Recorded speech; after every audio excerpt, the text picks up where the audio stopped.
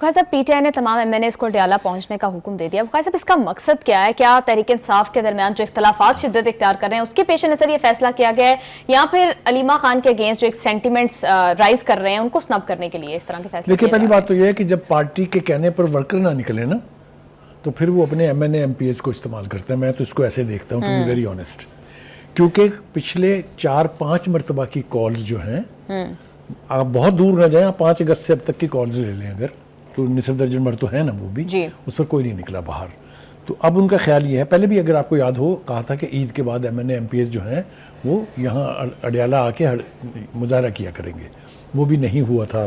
آپ کو یاد ہوگا. اس کا کیا بنے گا یہ تو اب ہم دیکھیں گے کہ کل کیا ہوتا ہے. لیکن جو پارٹی اتنے شدید اندرونی اختلاف کا شکار ہو وہاں کوئی بھی تحریک جو ہے وہ کامیاب نہیں ہو سکتی. بہت ساری باتیں اس حوالے سے کرنے کی ہیں جو میرے خیال سے لمحہ فکریاں ہیں پارٹی کی قیادت کے لیے, مگر جب پارٹی کی قیادت خود ہی اس قسم کی تقسیم کا ذمہ دار ہو تو پھر علاج ممکن نہیں ہوتا ہے. شروع کرتے ہیں. دیکھیے پی ٹی آئی نے آپس کے اختلافات کو ختم کرنے کے لیے کچھ اجلاس بلائے تھے. ان اجلاس کے اندر جو کچھ ہوا اس کی تفصیل کا تو شاید وقت نہیں ہے, لیکن اس نے اختلافات کو اور ہوا دی ہے. حل کرنے کی بجائے اس کو اور زیادہ شدت اس میں آئی ہے. اب صورتحال یہ ہے کہ پنجاب کی پی ٹی آئی اور کے پی کے کی پی ٹی آئی کے اندر ایک لفظی جنگ شروع ہو گئی ہے. ٹھیک ہو گیا. اس کے بعد آ جائیں جناب کہ یہ جنگ جو ہے یہ اب ایک عجیب صورتحال اختیار کر رہی ہے. ایسے لگ رہا ہے 2 گروپ ہیں. ایک گروپ جو ہے بشرا بی بی کا ہے پلس علیم گنڈا پور, دوسرا گروپ جو ہے علیمہ خان صاحبہ کا ہے. انہوں نے گوٹھا رکھ کے ان کو اپنے سلمان اکرم راجہ کو تو اپنے ساتھ کر ہی لیا, ان کے ساتھ بیرسٹر گوہر موجود ہے. تو بالکل واضح طور کے اوپر پارٹی کے اندر ڈویژن نظر آ رہی ہے. یہ لفظی جنگ جو ہے یہ کس نتیجے پر پہنچے گی؟ جیسا میں نے پہلے کہا کہ جب پارٹی کے مختلف ٹیئرز میں یعنی اختلافات اتنی شدت اختیار کر جاتے ہیں تو یہ کسی پارٹی کے لیے بھی اچھا اومن نہیں ہے. بخاری صاحب لیکن ابھی جس طرح سے علیمہ خان صاحبہ پر انڈا پھینکا گیا اس کے بعد سے بھی ایک کنٹروورسی شروع ہو گئی. علیمہ خان سپورٹڈ گروپ نے کہا کہ یہ جو ہے اوپوننٹس کی سازش ہے اور پھر حکومت پر ڈالی گئی بات, لیکن ایٹ دا سیم ٹائم ہم نے دیکھا کہ تحریک انصاف کے اندر سے کچھ لوگوں کی یہ باتیں بھی آئیں کہ یہ ایک پبلسٹی اسٹنٹ تھا اور اس میں مریم وٹو جو کہ بشرا بی بی کی بہن ہے انہوں نے بھی کہا کہ ڈرامہ لگا ہوا ہے اور آپ سب بیوقوف بن رہے ہیں. دیکھیے یہ عام بات نہیں ہے. یہ آپ کو پھر وہی ڈویژن جو ہے اس کو بالکل واضح کر رہی ہے کہ یہ یعنی بشرا بی بی کی بہن اگر اس طرح کا ٹویٹ کرے گی اور اس انڈا پھینکے جانے کے واقعے کو, ویسے تو وہ ڈرامہ ہے اس کے اوپر بھی میں آتا ہوں ابھی, اس طریقے سے انڈو کرنے کی کوشش کرے گی یا ریڈیکیول کرے گی تو سوالیہ نشان تو اٹھیں گے. دیکھیے وہ انڈا پھینکنے کا معاملہ یہ ہے کہ جن 2 خواتین نے وہ انڈا پھینکا تھا اس کے خلاف پھر کوئی کارروائی کیوں نہیں کروائی پی ٹی آئی نے؟ کیونکہ وہ دونوں خواتین جو ہیں پی ٹی آئی کی تھیں اور پھر پولیس کی جانب سے بھی کہا گیا کہ پی ٹی آئی سرکاری ملازم تھی اور انہوں نے اپنے مطالبات کچھ رکھے تھے حکومت کے سامنے جو منظور نہیں ہوئے, تو انہوں نے ریئیکشن کے طور کے اوپر یہ, اور انہوں نے میری اطلاع یہ ہے کہ انہوں نے کوشش کی کہ بی بی ان کی بات سن لیں, علیمہ بی بی. مطلب جینوئن ریئیکشن تھا, ڈرامہ نہیں تھا. یہ ڈرامہ اس طرح سے نہیں تھا کہ جی اسٹیبلشمنٹ نے کرایا یا نون لیگ نے کرایا یا پیپلز پارٹی نے کرایا. It was with in the party. Publicity stunt بھی نہیں تھا. ویل اس کو آپ کچھ بھی کہیں, یہ ہم تو کہنا نہیں چاہتے کہ پبلسٹی اسٹنٹ تھا.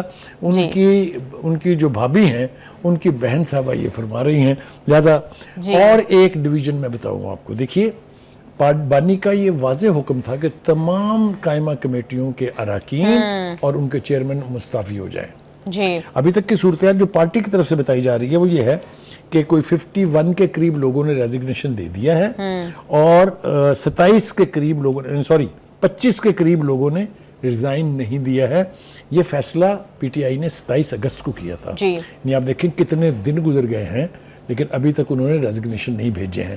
دوسری طرف اگر ہم چلیں تو صورتحال جو ہے وہ بہت دور تک جا رہی ہے.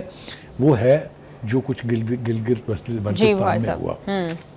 اتنا خوفناک کام ہے پارٹی کے اندر. بخاری صاحب آپ کو کیا لگتا ہے اس سچویشن میں ایک فارورڈ بلاک بن رہا ہے تحریک انصاف کے اندر؟ میں اسی طرف آؤں, یہ ہم نہیں کہہ رہے ہیں, یہ جنہوں نے سیک کیا ہے ان 11 اراکین اسمبلی کو اور چیف منسٹر کو, یہ وہ کہہ رہے ہیں کہ یہ فارورڈ بلاک بنا رہے تھے. تو پلیز یہ میں واضح کرنا چاہتا ہوں, ہم نہیں کہہ رہے ہیں, یہ پارٹی نے ان کو سیک کرتے ہوئے ان کی رکنیت ختم کرتے ہوئے الزام لگایا ہے. That means there is a serious move. ابھی یہ سرفس کی ہے صرف گلگت بلتستان میں, یہ سرفس کرے گی ہماری اطلاعات ہے کے پی کے میں بھی اور پنجاب میں بھی. جی اب اس وقت تک انتظار کرنا جو ہے بہت ضروری ہے. یہ میں ایمانداری سے سمجھتا ہوں کہ یہ بہت سیریس ڈیولپمنٹ ہے. یہ گلگت بلتستان میں تو وہ دعویٰ کرتے تھے کہ ہم صحیح نمائندے ہیں عوام کے, اور وہاں اگر یہ کھلواڑ ہو رہا ہے, اس سے پہلے بھی ہو چکا وہاں پر, اگر آپ کو یاد ہو جب وزیر اعظم تبدیل کیا گیا تھا, تو all is not well in the state of Denmark, یہ میں کہہ سکتا ہوں. بخاری صاحب لیکن اس ساری سچویشن سے آپ نے بتایا کہ all is not well, but still علی امین گنڈا پور is quite hopeful, اور انہوں نے اس مہینے پھر سے ایک جلسے کا, ایک گرینڈ جلسے کا اعلان کر دیا. بخاری صاحب کیا لگتا ہے کہ یہ احتجاج, یہ جلسہ ماضی کے احتجاجوں اور جلسوں سے کچھ مختلف ہوگا یا نہیں؟ نہیں ہو نہیں سکتا نا, اس لیے کہ گراس روٹ لیول پر پارٹی کے ورکر کے ساتھ کوئی کنیکٹ ہی نہیں ہے. یہ اعلانات یہی اب علی امین گنڈا پور متعدد بار کر چکے ہیں. جی ابھی حال ہی میں انہوں نے کہا تھا کہ میں ایک ایسا جلوس لے کے نکلوں گا اس کے پی کے سے کہ دنیا کی تاریخ یاد رکھے گی. یاد نہیں آپ کو وہ بڑکیں جو ہیں؟ جی جی بالکل یاد ہے. کیا ہوا تھا وہ بھی آپ کے سامنے ہے. ایک اور چیز جس کا ذکر بہت ضروری ہے وہ یہ ہے کہ پی ٹی آئی کی طرف سے صحافیوں کے ساتھ کوئی اچھا سلوک روا نہیں رکھا جا رہا. ابھی یہ جو طیب بلوچ صاحب ہیں ان کو تشدد کا نشانہ وہاں بنایا گیا ہے.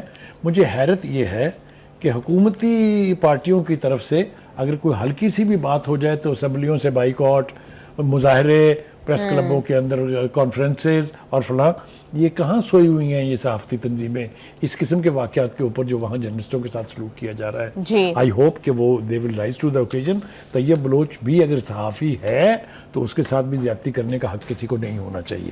Having said all this, P T I میں اس وقت لڑائی ہے اپنے آپ کو مور لائل دین دا کنگ ثابت کرنے کی, اور جہاں یہ لڑائی شروع ہو جائے اس کا پھر کوئی اختتام کبھی. بخاری صاحب آپ نے لائلٹی کی بات کی. علی امین گنڈا پور پہ اکثر الزام لگتا ہے کہ وہ وکٹ کے دونوں جانب کھیلتے ہیں. پھر اگر وہ وکٹ کے دونوں جانب کھیلتے ہیں اور ان کے تعلقات دونوں سائڈ سے ہیں, تو پھر وہ پارٹی کے لیے اسٹیبلشمنٹ سے سپیس لینے میں کامیاب کیوں نہیں ہو پا رہے؟ کیا وہ اس کے لیے حقیقی طور پر کوشش بھی کر رہے ہیں؟ انہوں نے بہت کوشش کی ہے اور یقیناً وہ وکٹ کے دونوں طرف کھیل رہے ہیں, لیکن وہ بانی کی ضد آڑے آ جاتی ہے. جہاں تک ان کے کمپرومائز ہونے کا تعلق ہے, آپ ذرا شیر افضل مروت کے بیان کے بارے میں جائیں جو کہتا ہے 90% of the P T I جو لیڈرز ہیں دے آر آل کمپرومائز. یہ میں نے تھوڑی کہا ہے. اینڈ یو نو کہ Sher Afzal Marwat was in the know of the things in the party. تو یہ صورتحال جو ہے پارٹی کے لیے کسی صورت بھی صحت مند نہیں ہے, ٹھیک نہیں ہے. پارٹی کے ساتھ جو افیلیشن ہے ورکرز کی اس میں مزید دوریاں آئیں گی, اس لیے کہ لوگ اس جنگ میں ملوث ہیں. اتنی تباہی آئی ہے. کل پہلی دفعہ میں نے سنا ہے پریس کانفرنس میں کہ ہم نے ایم این اے سے کہا ہے کہ اپنے اپنے علاقوں میں جائیں, اور پچھلے ایک مہینے سے تباہی مچی ہوئی ہے. Where are you? تو جب آپ اور اب تو ایم این ایس کو اپنے علاقوں سے واپس بلا کر اسلام آباد میں اکٹھے ہونے کا پھر سے کہہ دیا. Where you are. ایک طرف کل ہی اعلان کیا انہوں نے کہ ہم نے اپنے M N A M P S کو کہا کہ اپنے اپنے علاقوں میں چلے جائیں, اور آج یہ کال ہے کہ سارے جو ہے وہ وہاں حاضر ہوں اور ہر منگل کو حاضر ہوا کریں. تو یہ ساری چیزیں کو اگر آپ رکھ کے دیکھیں تو میں نے جو جملہ کہا میں اس پہ پھر اختتام کرتا ہوں اپنی گفتگو کا, all is not well in the state of Denmark. جی بخاری صاحب بالکل ٹھیک کہہ رہے ہیں. تحریک انصاف کیوں بوکھلاہٹ کا اور ڈویژن کا شکار ہے؟ ہم نے سلیم بخاری صاحب سے جانا. ابھی ایک short break, we will be right back.